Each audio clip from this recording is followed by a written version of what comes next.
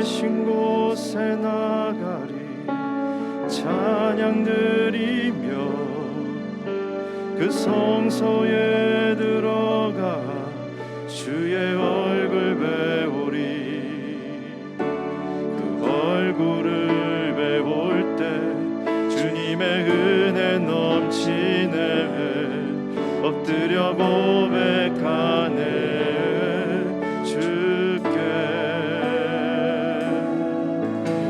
주님 계신 곳에 나가리 찬양 드리며 그 성소에 들어가 주의 얼굴 배우리. 그 얼굴을 배울 때 주님의 은혜 넘치네. 엎드려 고백하네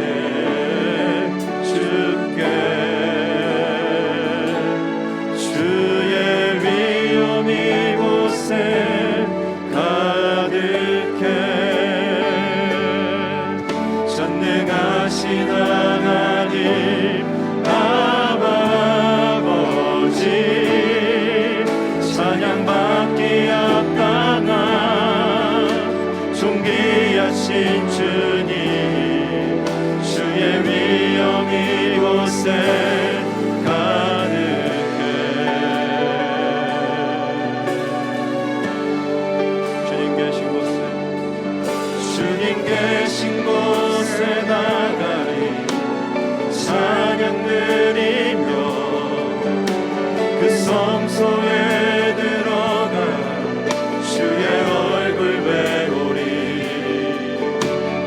얼굴을 배울 때 주님의 은혜 넘치네. 엎드려 고백하네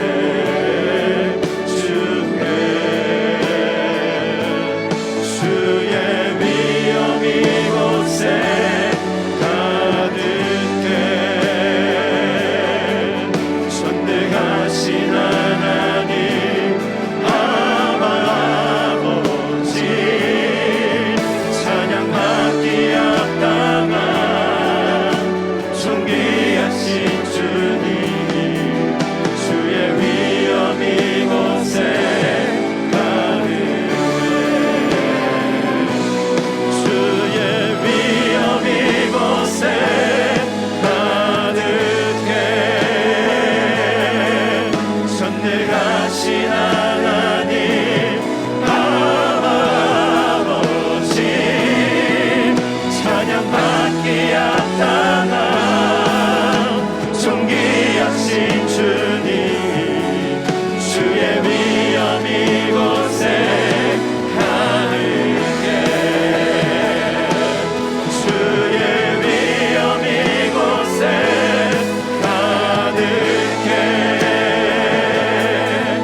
전능하신 하나님 아버지 찬양받기 합당한 존귀하신 주님 주의 위엄 이곳에 가득해.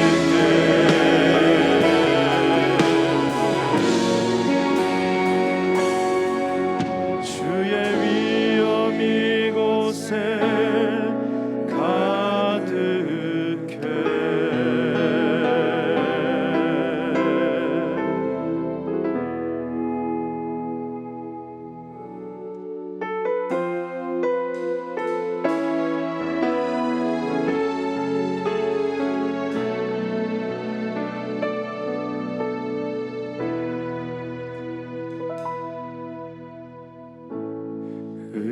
의지했던 모든 것 변해가고 억울한 마음은 커져가네. 부끄러움 없이 살고 싶은 마음 주님 아시네.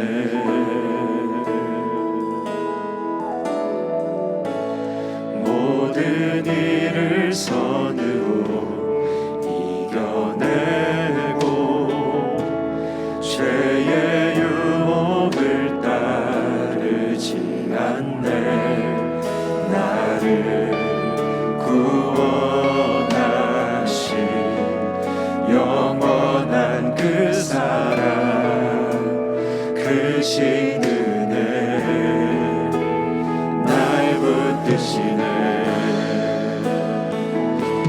주어진 내 삶이 작게만 보여도 선하신 주 나를 이끄신 모든 중심을 보시는 주님만 따르네.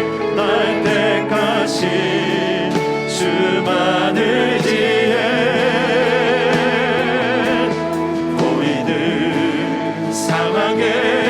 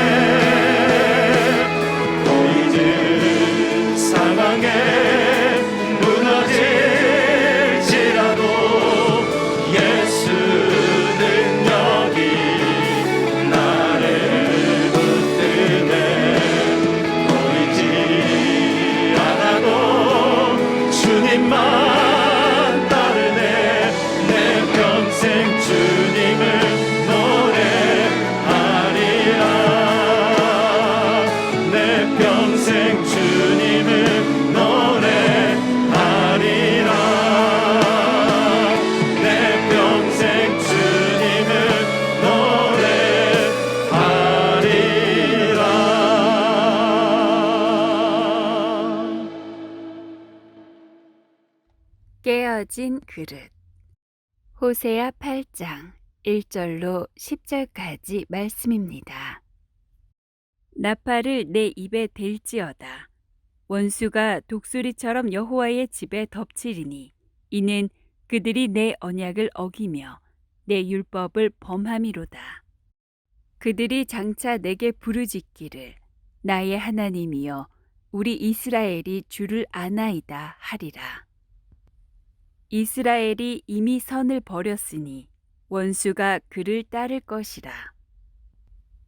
그들이 왕들을 세웠으나 내게서 난 것이 아니며 그들이 지도자를 세웠으나 내가 모르는 바이며 그들이 또 그 은, 금으로 자기를 위하여 우상을 만들었나니 결국은 파괴되고 말리라.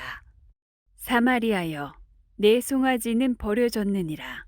내 진노가 무리를 향하여 타오르나니 그들이 어느 때에야 무죄하겠느냐. 이것은 이스라엘에서 나고 장인이 만든 것이라. 참 신이 아니니 사마리아의 송아지가 산산조각이 나리라. 그들이 바람을 심고 광풍을 거둘 것이라. 심은 것이 줄기가 없으며 이삭은 열매를 맺지 못할 것이요 혹시 맺을지라도 이방 사람이 삼키리라. 이스라엘은 이미 삼켜졌은즉 이제 여러 나라 가운데에 있는 것이 즐겨 쓰지 아니하는 그릇 같도다. 그들이 홀로 떨어진 들나귀처럼 아수르로 갔고 에브라임이 값주고 사랑하는 자들을 얻었도다. 그들이 여러 나라에게 값을 주었을지라도 이제 내가 그들을 모으리니 그들은 지도자의 임금이 지워준 짐으로 말미암아 쇠하기를 시작하리라. 아멘. 이 땅에 흠집 하나 없이 완벽하게 사는 사람은 없습니다. 겉모양은 그럴듯해 보여도 자세히 들여다보면 누구에게나 흠집이 있고 깨어진 부분이 있습니다. 왜 그럴까요? 우리 모두는 질그릇같이 연약한 존재이기 때문입니다. 오래전에 저희 교회 청년부 형제 하나가 티셔츠를 입고 왔는데 등 뒷면에 이런 글귀가 적혀 있었습니다. Life is fragile, handled with prayers. 인생은 잘 깨어집니다. 기도로 다루어 주십시오. 그런 내용이죠. 모두가 연약한 존재이니까 함부로 다루지 말고 사랑으로 감싸주고 기도로 도와달라는 그런 의미였습니다. 젊은 청년이지만 인생의 본질을 일찍 깨달았구나 그런 생각을 제가 한 적이 있습니다. 사실은 자신이 연약한 존재라는 것을 아는 것, 이것이 지혜입니다. 연약한 자신의 모습을 볼 수 있어야 겸손히 은혜를 구하며 살 수 있기 때문에 그렇습니다.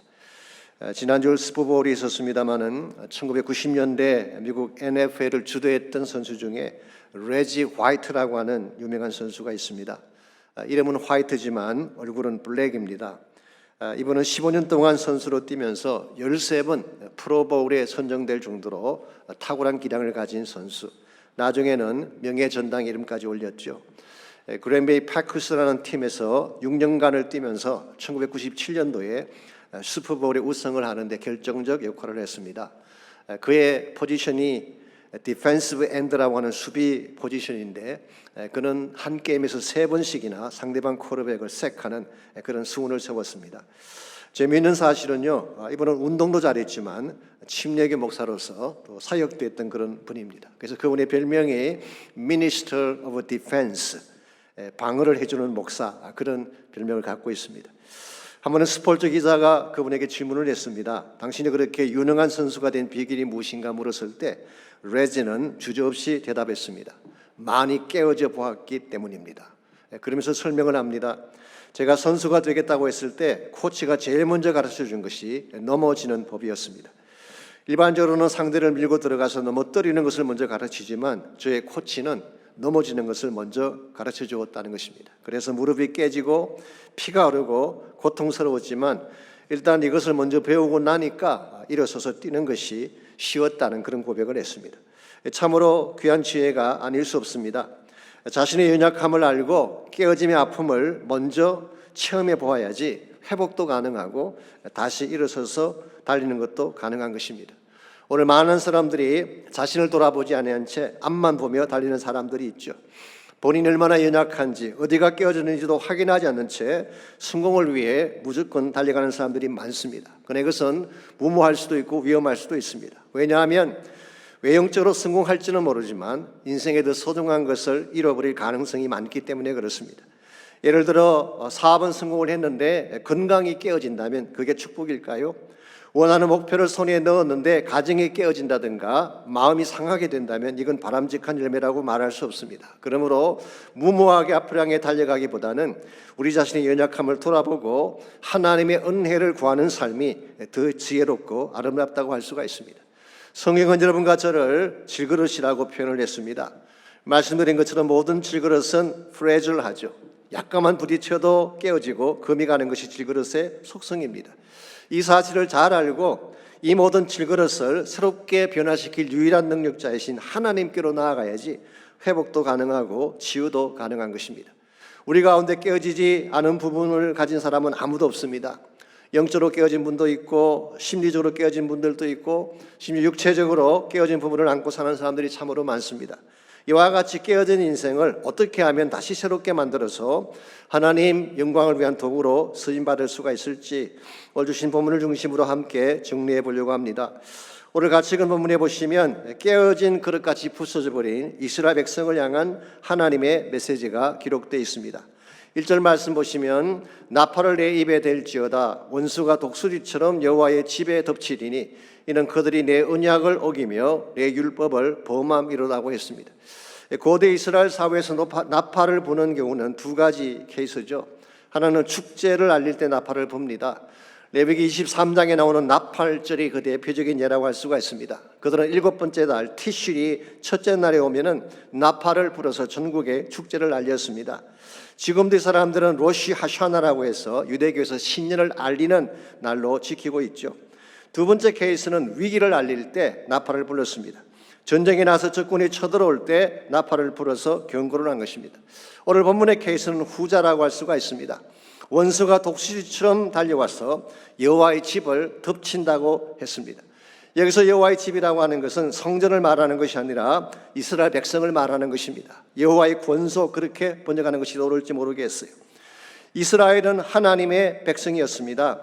여호와의 권속이었습니다. 그랬는데 어느 날 갑자기 독수리가 덮치듯이 적군이 찾아와서 그들을 멸망시킨다는 것입니다. 여기서 말하는 적군은 maybe 아수르를 말할 가능성이 있습니다. 왜냐하면 아수르의 상징이 독수리였다고 하지 않습니까? 왜 이스라엘이 독수리의 공격을 받고 이처럼 처참하게 깨어지게 될까요? 이유가 무엇입니까? 오늘 본문은 그들이 내 언약을 어겼기 때문이라고 설명하고 있습니다. 여기 언약이라는 단어가 나오는데요, 이것은 하나님과의 관계를 설정하는 키워드이죠.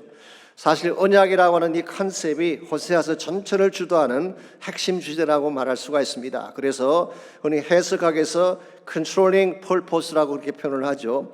책 전체를 이끌고 가는 주제를 말하는 것입니다. 그래서 호세아에 등장하는 모든 스토리, 모든 사건, 모든 메시지의 밑바닥에는 언약이라고 하는 개념이 흐르고 있습니다. 이것을 알아야지 호세아서를 바르게 이해할 수가 있습니다. 언약이라고 하는 것은 또 인격적인 존재 사이에 맺어지는 약속을 의미하죠. 그 중에 가장 대표적인 것이 뭐라고 했습니까? 지난번 말씀드린 것처럼 결혼관계라고 말씀을 드렸습니다. 남녀가 아무리 가까이서 오랫동안 지내도 언약을 맺기 전까지는 서로에게 책임이 없습니다. 그러나 언약을 맺는 순간부터 달라지는 것입니다. 서로 책임져야 하는 관계로 변하는 것입니다. 그래서 그때부터는 다른 여자에게 눈길 주면 안 되는 것입니다. 오직 그녀만 바라보아야 돼요. 힘든다고 마음에 안 든다고 버리거나 갈라서면 안 되는 것입니다. 왜냐하면 죽음이 둘을 나눌 때까지 함께 하기로 약속해 있기 때문에 그렇습니다. 그래서 미국 사람들이 흔히 하는 말이 있죠. 결혼을 이루려면 3개의 반지가 필요하다. 3 rings. 첫 번째 반지가 engagement ring, 약혼 반지죠. 두 번째가 wedding ring, 결혼 반지를 말합니다. 세 번째가 suffering, 고난이라고 하는 반지, 그것도 long suffering, 오랫동안 참고 견디는 이 마음이 있어야지 결혼을 이룰 수가 있다는 것이죠. 우리가 조금 힘들다고 관계를 깨어버리고 언약을 깨뜨리게 되면 우리 자신도 상처를 입게 되지만 언약을 통해 누릴 수 있는 모든 것들을 다 쏟아버리게 되는 것입니다. 오늘 본문에 나오는 이스라엘이 바로 이와 같은 잘못을 범한 것입니다. 사실 하나님은 이스라엘 백성을 많은 민족 중에서 뽑아서 하나님 백성으로 삼으셨어요. 그래서 체결한 것이 언약이죠. 원천적으로는 아브라함을 불러서 아브라함과 언약을 체결했습니다마는 나중에 출애굽한 후에는 시내산 밑에서 그들과 언약을 체결을 하고 그들을 제사장 나라로 삼았습니다. 그리고 나서 다른 민족에게 주지 아니한 특별한 축복들을 이스라엘 백성들에게 안겨주셨어요. 율법을 주셨죠. 성막을 허락해 주셨죠. 하나님 자신이 임재를 그런 가운데 주셨어요. 이와 같이 하나님은 다른 민족에게 주지 않은 특별한 축복들을 그들에게 안겨주었기 때문에 신명기 33장 29절은 그들이 받은 축복을 다음과 같이 묘사하고 있습니다. 이스라엘이여 너는 행복한 사람이로다. 여호와의 구원을 너같이 얻은 백성이 누구냐? 그는 너를 돕는 방패시요 내 영광의 칼이시로다. 내 대적이 내게 복종하리니 내가 그들의 높은 곳을 밟으리라고 하겠어요. 영어 성경 보니까 How happy you are. 너희들이 얼마나 행복자이냐. Who is like you.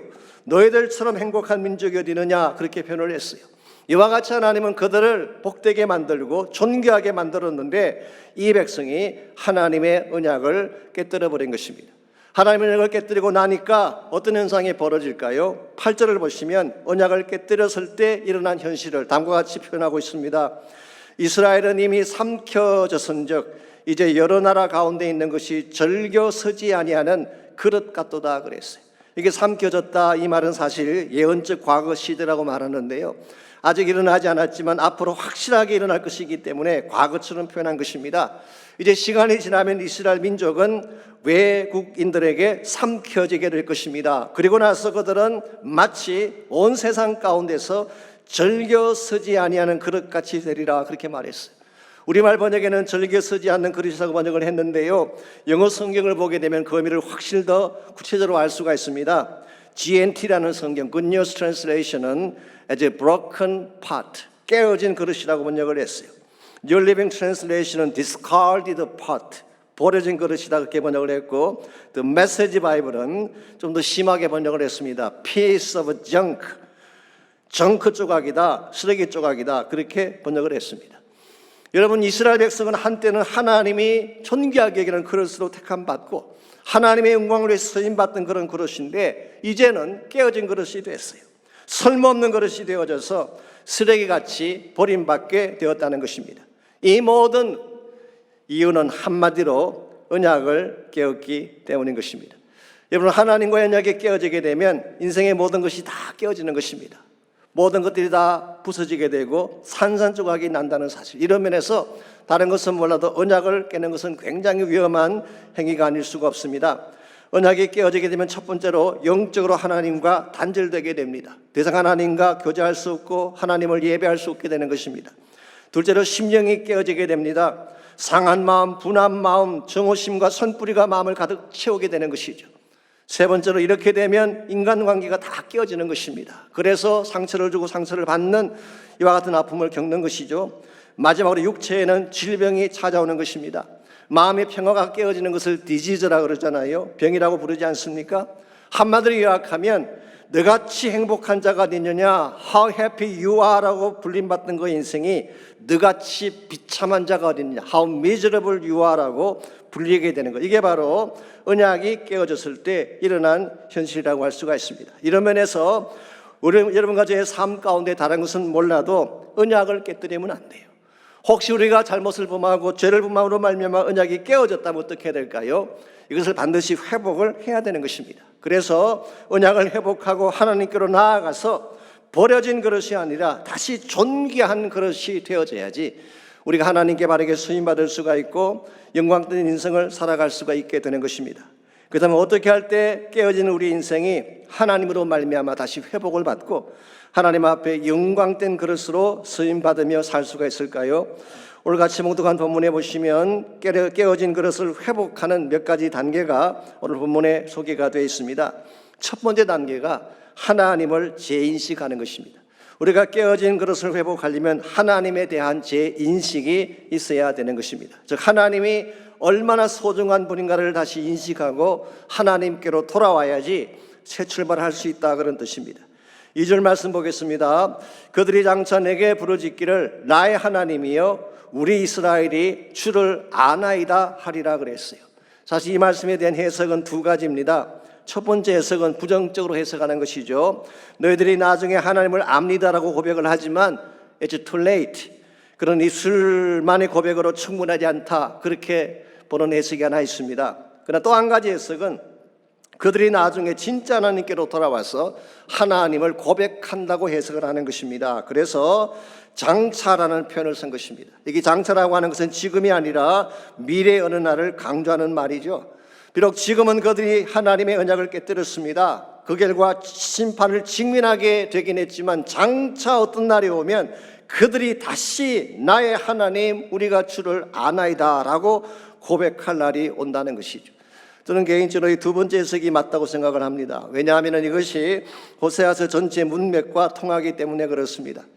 하나님은 심판을 하시지만 다시 회복하신다고 하는 것이 호세아서 전체 흐름 아닙니까? 1장 10절에도 그 내용이 나와 있고 2장 23절, 3장 5절, 6장 2절 등을 보시면은 이와 같은 것이 반복적으로 기록된 것을 볼 수가 있습니다. 그래서 많은 영어 성경들은 오늘 이 본문을 My God, we acknowledge you. 하나님, 나의 하나님, 우리가 당신을 진실로 인정합니다, 인식합니다. 그렇게 번역한 것입니다. 여러분 일반적으로요 무엇인가 가까이 있을 때는 그것의 소중함을 잘 알지 못합니다. 그런데 잃어버렸을 때 그것이 얼마나 소중했는가를 깨닫고 아쉬워하게 되죠. 예를 들어서 우리 건강이라고 하는 것, 건강할 때는 그것이 얼마나 귀한지 잘 모릅니다. 당연시 여기죠. 그런데 건강 잃고 나면 건강이 얼마나 소중한가를 깨닫지 않습니까? 아내도 마찬가지입니다. 평소에는 귀찮게 느껴지고 왼수같이 생각할지 모르지만 아내 없이 한번 지내보세요. 얼마나 그립고 아쉬운 존재인지 비로소 알게 되는 것이죠. 하나님도 마찬가지라는 것입니다. 하나님이 가까이 계실 때는 그 임재의 소중함을 몰랐어요. 그들이 자유롭게 성전을 출입하면서 자유롭게 예배 드릴 때는 그 예배가 얼마나 귀한 줄을 몰랐던 것입니다. 그랬는데 이제 삶의 터전이 다 무너지고 가진 것 다 빼앗기고 먼 나라 이방 땅에 끌려간 후에야 그들이 비로소 깨닫게 된 사실이 뭐라는 것입니까? 주 떠나가시면 아무것도 아니구나. 그때서야 비로소 We acknowledge you. 이제 우리가 당신을 인정합니다. 당신을 고백합니다. 그렇게 말한다는 것입니다. 사실은 이스라엘 백성이 그동안 하나님 없이도 살 수 있다고 착각을 했던 것 같습니다. 그래서 그들은 자기들 마음대로 왕들도 세우고 우상도 만들어 섬긴 것이죠. 그랬는데 4절을 보시면요 그들이 세웠던 왕정이 다 붕괴가 되고 은과 금으로 만들었던 우상이 다 파괴되리라고 했습니다. 5절과 6절 말씀 보시게 되면 사마리아가 세웠던 송아지가 산산조각이 날 것이다 그렇게 말씀했어요. 여기서 송아지라고 하는 것은 정확하게 말하면 금송아지 우상을 말하는 것이죠. Man-made calf, 금송아지 우상을 말하는 것입니다. 저는 솔직히 금송아지 우상만 보면 미국 금융시장의 상징인 월가의 그 황소가 있습니다. 이 차징 불이라고 하는데 그게 자꾸 생각이 나요. 제가 자료를 찾아봤더니요 이것이 만들어진 것이 1989년도라고 합니다. 기억나실지 모르지만 1987년도에 월스트리트 역사상 최대 주가가 폭락했던 블랙 만데이가 있었어요. 그때 많은 투자가들이 패닉 상태에 빠져서 빠져나오지 못했습니다. 어떻게 하면 이것을 풀고 주가 상승을 시도할 수가 있을까라고 해서 뉴욕 거래소 앞에 설치한 것이 찰징 불이라고 하는 황소 큰 거 하나 만들어서 조각품을 세운 것입니다. 그래서 그것을 만지면 행운이 온다고 해서 지금도 많은 관광객들이 끊어지지 않는다고 하고 있죠. 특별히 그것도 특정 부위를 만져서 그것이 반짝반짝 빛이 난다고 하는데요. 과연 여러분께서 그 황소를 만지면 그것이 축복을 가져올까요? 그렇지 않습니다. 황소가 무슨 힘이 있겠어요? 사람이 만든 우상이 무슨 능력이 있겠어요? 오히려 7절 말씀 보시게 되면 그들이 이와 같이 금송아지를 신뢰하고 금송아지에게 인생을 걸었기 때문에 7절을 보시면 그들의 삶이 어떻게 되는다고 했습니까? 그들이 바람을 심고 광풍을 거둘 것이라. 심은 것이 줄기가 없으며 이삭은 열매를 맺지 못할 것이요 혹시 맺을지라도 이방 사람이 삼킬 것이라고 했습니다. 곡식을 심으면 열매를 거두어야 되는데 오늘 성경은 말하기를 바람을 심고 광풍을 거둔대요. 허무한 것을 심고 재앙을 거둔다 그런 뜻이에요. 심었는데 열매가 없습니다. 설사 거둔다고 할지라도 다 강탈당할 것이라고 했습니다. 바로 이와 같은 것이 하나님 떠난 인생의 현주세요. 하나님 없이 살아온 인생의 모습이라고 할 수가 있습니다. 이런 면에서 오늘 여러분과 저의 삶 가운데도 금송아지 우상이 있을지 모르지만 금송아지 우상에게 여러분 인생을 걸면 안 돼요. 돈을 갖게 되고 재물을 소유하게 되고 세상적인 것을 많이 갖게 되면 그것이 나의 인생을 보호해주고 책임져 줄 줄 알지만 결코 그렇지 않다는 것입니다. 제가 얼마 전에 어떤 글을 보니까 미국의 대표적인 코미디 배우인 짐 캐리가 이런 말한 것이 있었어요. 이렇게 말했습니다. 나는 모든 사람이 부자가 되고 유명해지고 자신이 꿈꿨던 꿈을 다 성취하여 정상에 올라가 보기를 원한다. 왜냐하면 그래야 그것이 행복의 담이 아님을 깨달을 수 있기 때문에. I wish everybody get rich and famous. Do everything they dreamed of. 나는 모든 사람이 다 부자가 되고 유명해지고 그들의 꿈을 다 성취하기를 원한다. So that they can see it's not the answer. 그때서야 비로소 그것이 답이 아니라는 것을 알 것이기 때문에. 혹시 아실지 모르지만 짐 캐리라는 배우는 미국 최고 인기 배우였습니다. 최고 절정까지 올라간 사람이었죠. 그가 소유한 자산만 1억 8천만 불이 넘습니다. 그럼에도 불구하고 금송아지가 인생의 답이 아니라고 말한 것입니다. 실제로 이 짐 캐리는 본인은 사람을 웃기는 코미디언임에도 불구하고 정작 자신은 프로잭이라고 하는 우울증 약을 먹지 않으면 잠을 이루지 못하는 우울증 환자로 알려져 있습니다. 오늘 세상이 여러분에게 만족 줄 수 없어요. 금송아지가 우리 인생을 책임질 수가 없는 것입니다. 이 세상에 아무리 위대한 것, 화려한 것이라도 깨진 우리 인생을 회복시킬 능력을 갖고 있지 않습니다. 오직 유일하게 가능하신 분은 바로 하나님밖에 없어요. 하나님께로 돌아갈 때에 그분을 나의 주인으로 인식하고 그분의 은혜 안에 들어올 때에 우리 삶이 다시 변화되기 시작하고 새 삶을 출발할 수가 있게 되는 것입니다. 이런 면에서 깨어진 그릇을 회복하는 첫 번째 단계는 하나님으로 다시 인식하는 거예요. 두 번째는 영성의 변화가 필요합니다. 영성의 변화. 여러분, 하나님과의 관계가 깨어지게 되면 영적인 취향이 바뀌는 것 혹시 아세요? 하나님이 좋아하시는 것이 싫어지게 돼요. 그리고 반대로 세상이 좋아하는 것을 좋아하게 되는, 이게 영적 취향이 변하는 것입니다. 오늘 여러분과 저의 삶 가운데 이 잘못된 삐뚤어진 영적 취향을 바꾸지 아니하면 진정한 차원의 회복을 이룰 수가 없다는 뜻입니다. 3절 말씀 보시기 바랍니다. 하나님과의 언약이 깨어지고 나니까 이스라엘의 영적 취향이 어떻게 변했는지가 나와 있어요. 이스라엘이 이미 선을 버렸으니 원수가 그를 따를 것이라고 했습니다. 옛날 성경인 개역 한글에서는 이스라엘이 선을 싫어했다 그렇게 번역을 했어요. 싫어했으니까 물론 버렸겠죠. 여러분, 여기서 선이라고 하는 이 말은 굉장히 포괄적인 것입니다. 하나님께 속한 건 다 선한 것이에요. 진리, 정의, 거룩, 사랑, 섬김, 베품, 예배, 기도, 이 모든 것들을 다 선이라고 말하고 있어요. 더 정확하게 말하면 하나님 자체가 선이시죠. 그런데 언약이 깨어지고 나면 하나님께 속한 이 모든 것들이 다 싫어진다는 거예요. 왜 그럴까요? 하나님과 관계가 깨어지게 되면 그때부터 이 심령 가운데 육체의 소욕이 지배하기 시작하기 때문에 그런 것입니다. 그래서 내 안에 육체적인 소욕이 나의 마음을 다스리게 되면 하나님의 것이 싫어지기 시작해요. 영적인 것이 거북하고 부담스럽고 피하고 싶어지게 되는 것입니다. 그래서 사도 바울은 갈라디아서 5장 17절에서 육체의 소욕은 성령을 거스리고 성령은 육체를 거스린다는 말씀을 하셨어요. 육체의 소욕과 성령은 서로 상반되는 본성을 가지고 있다, 그런 뜻이에요.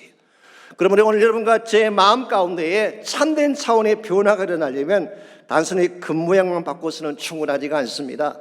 단순히 노력한다든가 의지력을 가지고 애쓴다고 되는 게 아니에요. 내 안에 육신의 소욕이 아니라 성령이 다스리게 할 때에 그때 우리 마음의 진정한 변화가 시작이 되는 것입니다.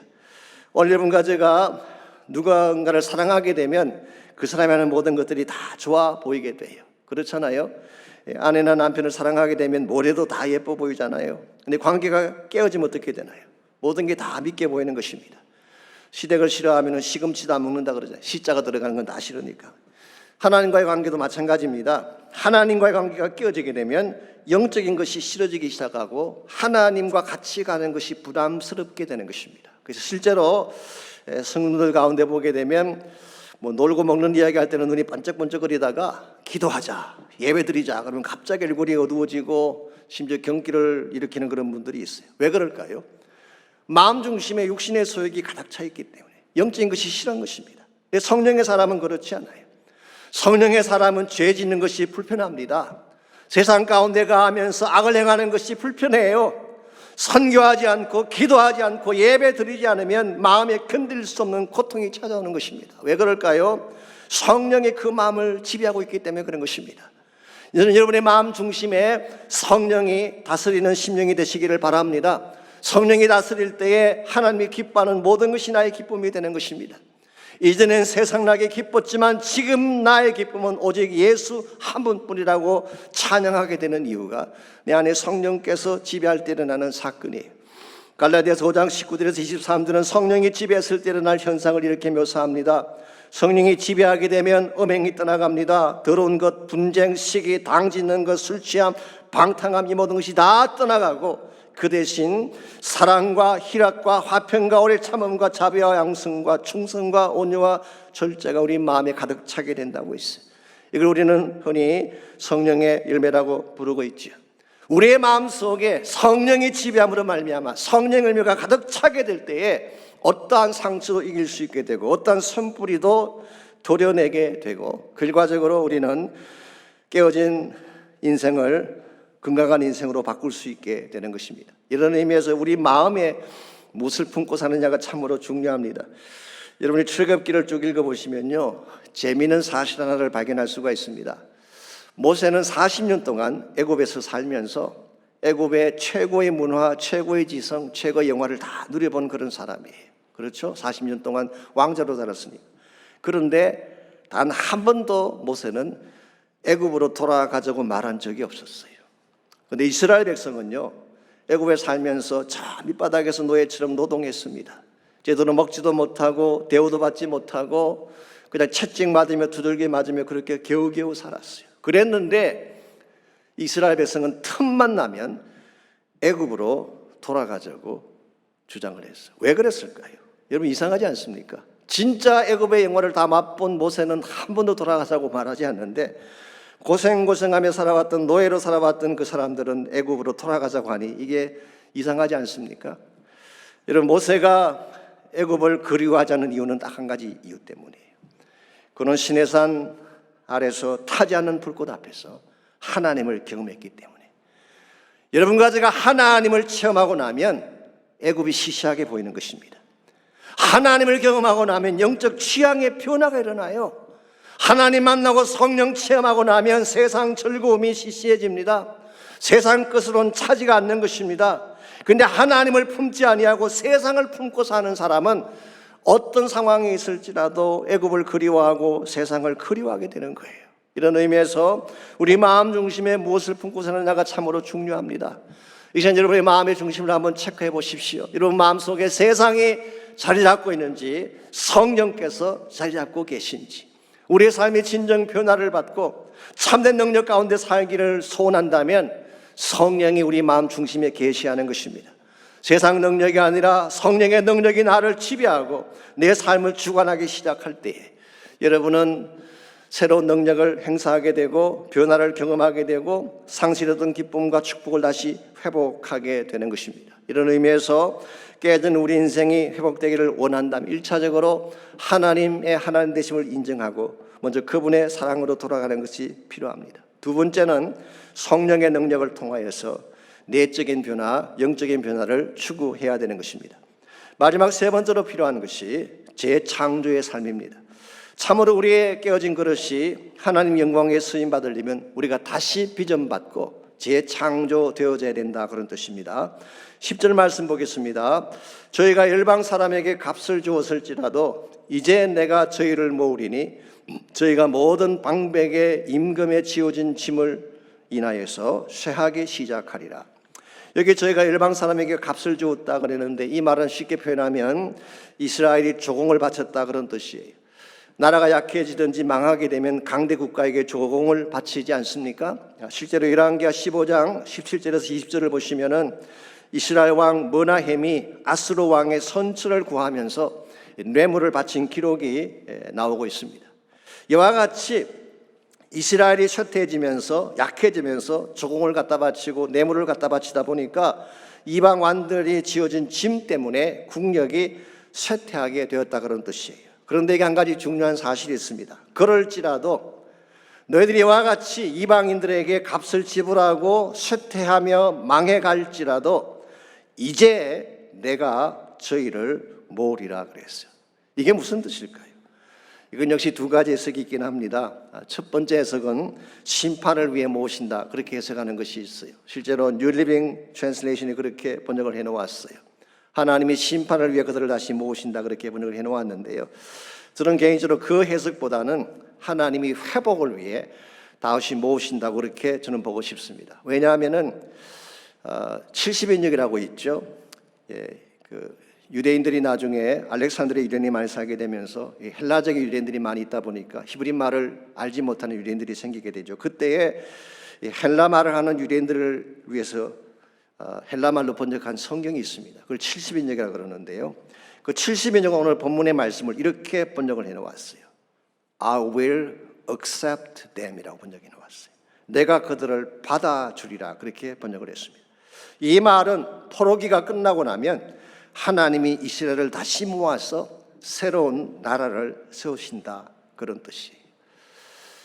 사실 이것은 굉장히 소중한 약속이고 원대한 차원에서 보게 되면 굉장히 중요한 약속이라고 할 수가 있습니다.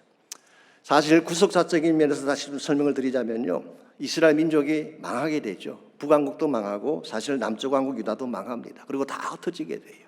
그런데 하나님이 포로 귀환 이후에 다시 왕국을 재정비하시고 그리고 나서 예수님께서 오시는 것입니다. 그래서 하나님 마음속에 진짜 이스라엘 회복에 대한 그림은 메시아신 예수님께서 오셔서 흩어진 그 백성들, 언약을 깨뜨리고 뿔뿔이 흩어지고 깨어지고 망해버린 그 백성들을 하나님이 다시 모아서 New Nation, 새로운 나라를 세우겠다, 그 말이에요. 이 새로운 나라가 바로 오늘 여러분과 제가 흔히 이야기하는 하나님의 나라를 말하는 것입니다. 저는 여기에 하나님의 구속적인 계획이 있고 재창조에 대한 약속이 있다고 저는 생각을 합니다. 여러분 예레미야 18장 1절에서 6절을 잠깐 보시게 되면 이와 같은 하나님의 계획을 조금 더 극명하게 읽어볼 수가 있습니다. 그게 보게 되면 예레미야 선지자가 토기장의 집을 방문하는 장면이 나옵니다. 그 토기장의 집을 갔더니 이 토기장이가 농로로 그릇을 만드는데 그만 그 그릇이 깨어지고 말았어요. 자, 일반적으로 그릇을 만들다가 깨어지면 어떻게 하는 것이 일반적입니까? 버리는 것입니다. 당연히 버리는 것이죠. 그런데 4절을 보니까 이 토기장이는 깨어진 그릇을 버리지 않고 그것을 자기 의견에 좋은 대로 다른 그릇을 만들더라 그랬어요. 이게 사실은 복음입니다.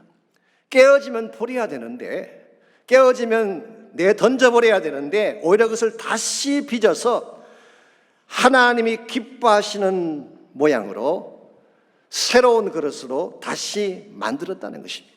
이와 같은 것을 재창조라고 이야기합니다. 사도 요한은 이것을 거듭났다, born again, 그렇게 표현하기도 했고, 사도 바울은 고린도후서 5장 17절에서 이것을 new creature, 새 피조물이라 그렇게 표현한 것입니다. 이런 면에서 여러분과 제가 하나님 만난 이후에 구원받았다고 하는 것은요, 단순히 삶이 좀 개조된 것을 말하는 것이 아닙니다. 약간 임프루브 되어지고 약간 도덕적으로 변화되어지고 그런 걸 말하는 게 아니에요. 근본적으로 다시 만드신 사건이에요.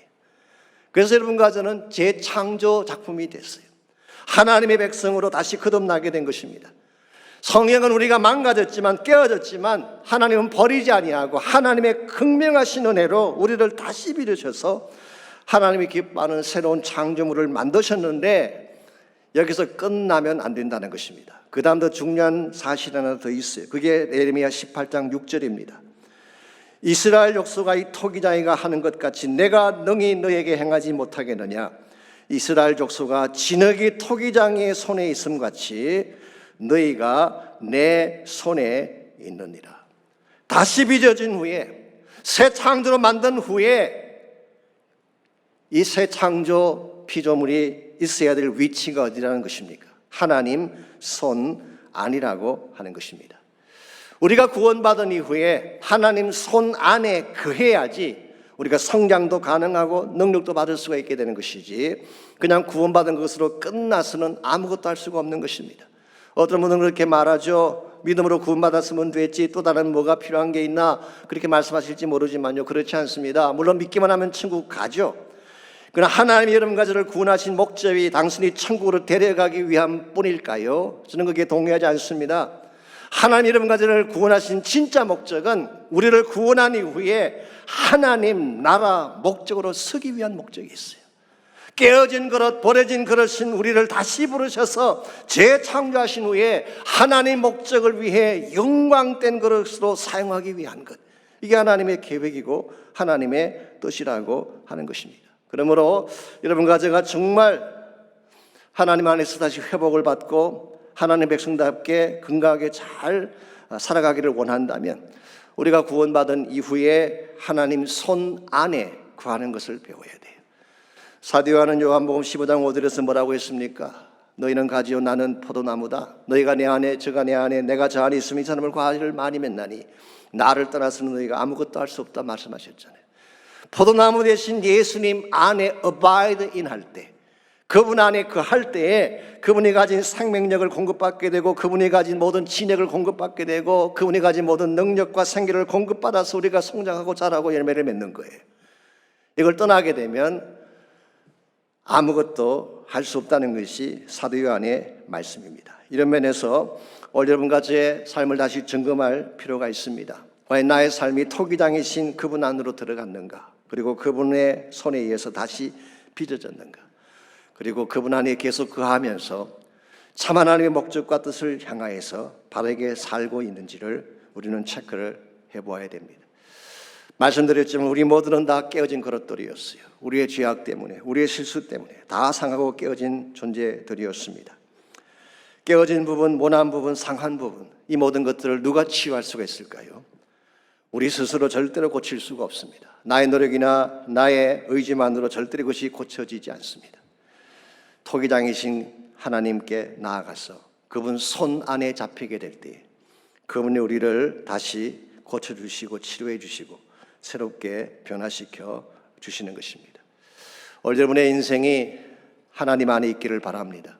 그분 안에서 그분의 만지심을 받을 수 있기를 바랍니다. 그리고 성령께서 우리의 마음을 지배하심으로 말미암아 이제 육신의 소욕을 따라 사는 인생이 아니라 성령의 소욕을 따라서 참 생명과 영광된 빛을 향해 살아갈 수 있도록 여러분 새롭게 결단하시기를 바랍니다. 그리고 아무리 노력해도 깨어지지 않는 치료되지 않는 우리 인생의 깨어진 부분들을 하나님 은혜 앞에 갖고 나가서 그분의 만지심을 구하고 그분의 치유하심을 구함으로 말미암아 그분 안에서 다시 회복받고 영광된 그릇으로 변화되어져서 주의 영광 위에 살아갈 수 있도록 결단하며 헌신하는 시간이 있기를 바랍니다.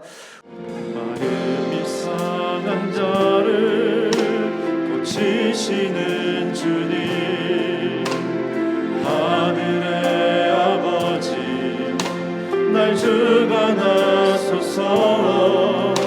주의 길로 인도하사 자유케 하소서. 새 일을 행하사 붙게 하소서. 의에 줄이고 목이 마르니 성령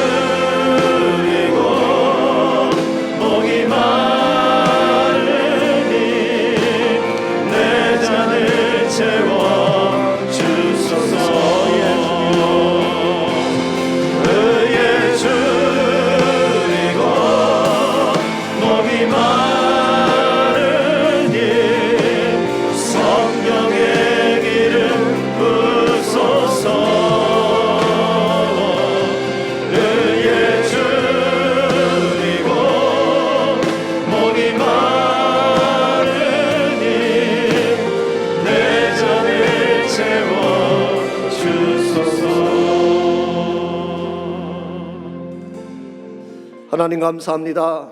우리의 죄로 말미암아 깨어지고 상한 인생을 그래도 하나님 버리지 아니하시고 예수의 보혈로 다시 빚어내어 주시고 성령으로 다시 만들어 주셔서 하나님의 사람 되게 하신 것을 감사합니다. 지나간 우리의 과거들은 다 내려놓게 하시고 이제는 예수 그리스도 안에 있는 권능을 바라보며 성령의 권세를 보여잡고 나를 부르시는 비전을 향하여 담대하게 달려나갈 수 있는 주의 백성들 다 되게 하여 주시옵소서. 이제는 우리 구주 예수 그리스도의 은혜와 하나님 아버지의 무한하신 사랑과 성령님의 충만한 임재하심이 이 시간 주 앞에 나와 전심을 다해 예배하고 돌아가는 성도님들과 각 가정에서 각 처소에서 함께 예배드린 모든 사랑하는 지체들 또 그들의 가정과 삶의 터전과 자녀들과 자손들 위해 이제로부터 항상 함께하여 주시기를 살아계신 예수 그리스도의 이름으로 간절히 축원하옵나이다. 아멘.